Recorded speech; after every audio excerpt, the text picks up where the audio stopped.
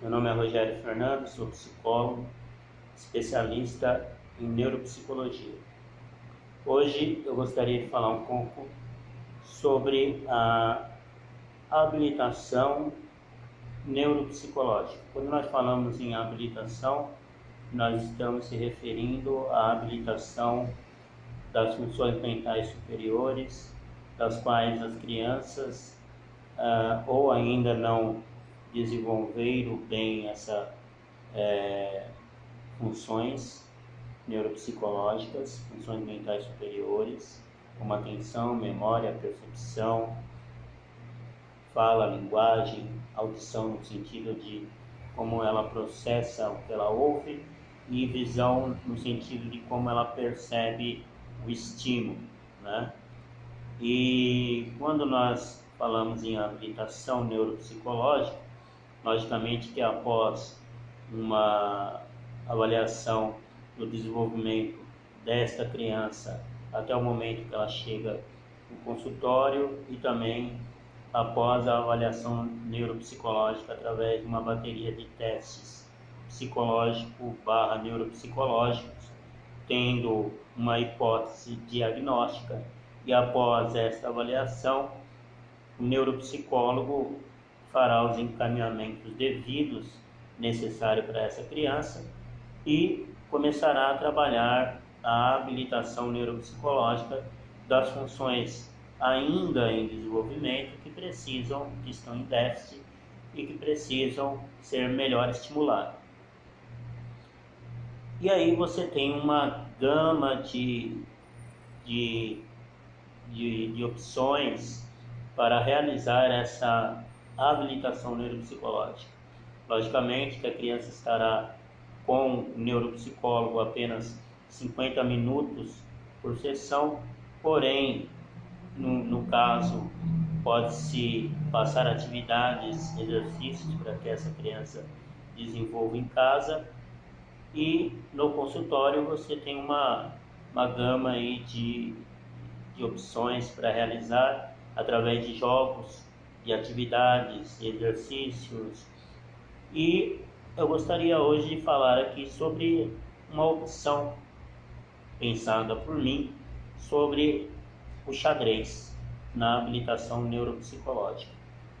O xadrez é um jogo que exige da pessoa a percepção, o raciocínio lógico, a atenção, a memória, né? Porque cada peça do xadrez, para quem não conhece, ela tem um movimento específico. Então, o peão, por exemplo, é uma peça que na primeira jogada pode se mover 2 casas. Após a primeira jogada, ele só pode mover-se 1 casa, por exemplo. A criança tem que memorizar isso. O cavalo, por exemplo, ele realiza movimentos em L no tabuleiro. E ele pode ir e voltar e passar por cima das outras pedras, desde que seja em L. O bispo, ele anda na diagonal desde que as casas estejam livres. A rainha, ela anda para qualquer lado também, desde que as casas estejam livres. O rei deve ser protegido, porque uma vez o rei atingido, o jogo acaba, checkmate. Então, esse jogo, ele traz uma gama aí, várias questões que estão envolvidas com as percepções, com as funções mentais superiores. A atenção, a percepção do todo, do tabuleiro, a memória para memorizar as regras dos jogos. E é importante nisso tudo a interação que essa criança vai ter com o outro, com o neuropsicólogo, que é o mediador desse processo. Lembrando de uma frase de Vygotsky, que diz que é através do outro que o sujeito transforma e é transformado. É através das relações que o sujeito se desenvolve. Então, o jogo, além de ter também um cumprimento da regra, que é importante para que a criança também aprenda as regras, ele também traz ali a relação com o outro. Então, além de cumprir-se a regra, você está interagindo com o outro. E o papel do neuropsicólogo é estimular. O jogo também ajuda nas questões de frustrações, porque a criança tem que lembrar, tem que aprender a lidar com as frustrações da perda. Então, um movimento errado, um movimento que se faz no xadrez, ou perde-se o jogo, ou perde-se uma pedra. E aí vem a questão de lidar com a frustração de perda, de a regra tem que ser cumprida, não se pode permitir erro, tem que se pontuar o erro da criança, que é importante, né? Na habilitação neuropsicológica, o neuropsicólogo está ali para fazer a mediação e para pontuar os acertos e pontuar também os erros, de uma forma que se trabalhe cada vez mais a atenção, a percepção, a memória dessa criança. Então o xadrez, ele nos dá o jogo de xadrez, ele nos dá essa possibilidade. Quando se tem um nível, nós sempre começamos a atividade do nível mais fácil para o nível mais difícil. Então, uma forma também de começar, fazer com que a criança comece a perceber, a se ajustar ao jogo do xadrez, por exemplo, é a posição das pedras. Então tem uma regra também para a posição das pedras. A torre, depois o cavalo, depois o bispo, depois a rainha, o rei e novamente o bispo, o cavalo e a torre e todos os peões na dianteira.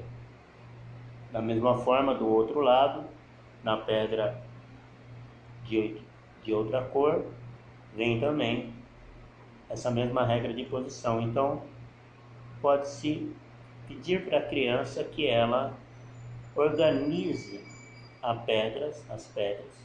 Primeiro você mostrando, montando, depois tira-se todas as pedras e peça para que ela repita. É uma forma também de exercitar a memória, a percepção.